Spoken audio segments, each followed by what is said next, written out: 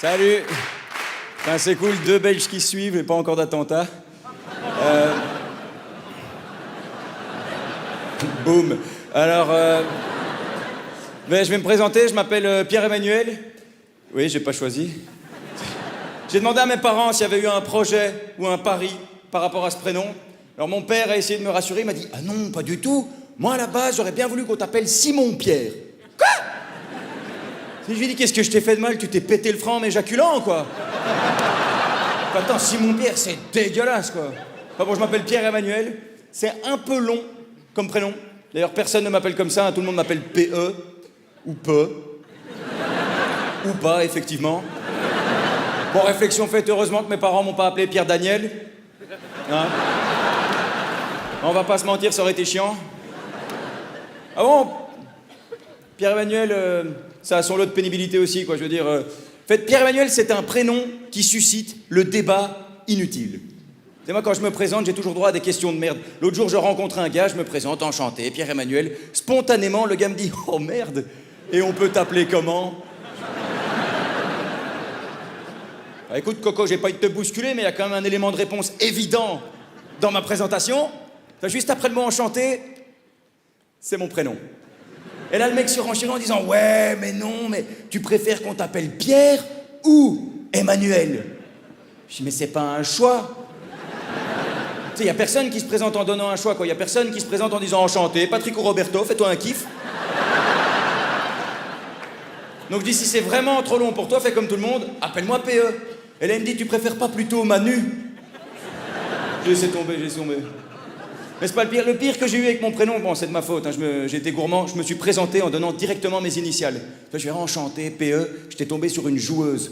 Elle voulait deviner. Elle fait « Attends, PE, je vais trouver. » PE, PE. Je dis rien, j'ai trouvé. PE, PE. Ah oui, PE, Pierre-Henri. Je lui ai dit oui. Attends, la meuf, elle fait des fautes d'orthographe en parlant, tu vois, je voulais pas la déranger.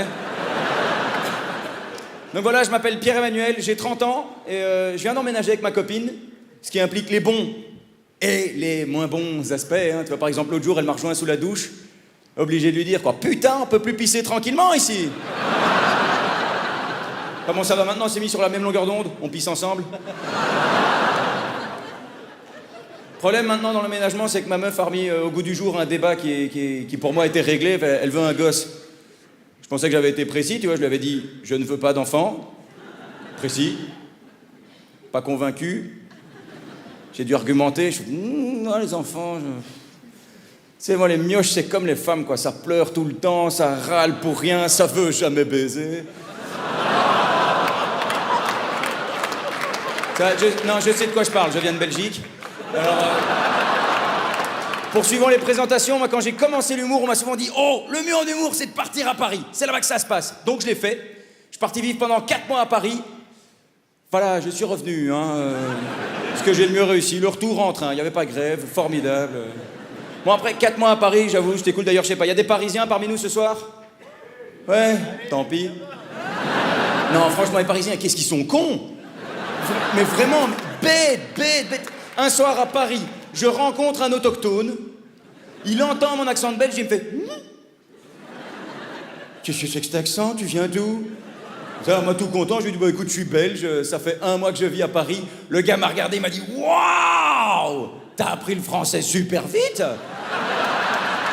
C'est une blague, ça, t'es obligé de lui dire que c'est une langue officielle dans mon pays. Mais alors, le plus frustrant quand t'es belge et que tu vas en France, tu sais, ce genre de Français qui se sent systématiquement obligé de nous dire « Allez, t'es belge une fois !»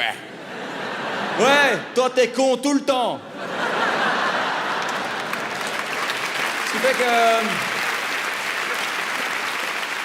fait que maintenant, quand je vais en France, j'aime bien leur expliquer la Belgique. Tu vois, je leur dis, voilà, la Belgique, c'est un tout petit pays divisé en 3 grandes communautés. Tu vois, au nord, il y a les Flamands, c'est les méchants. À l'est, il y a 2-3 Allemands, ils ne l'ouvrent plus trop, je pense qu'ils ont compris.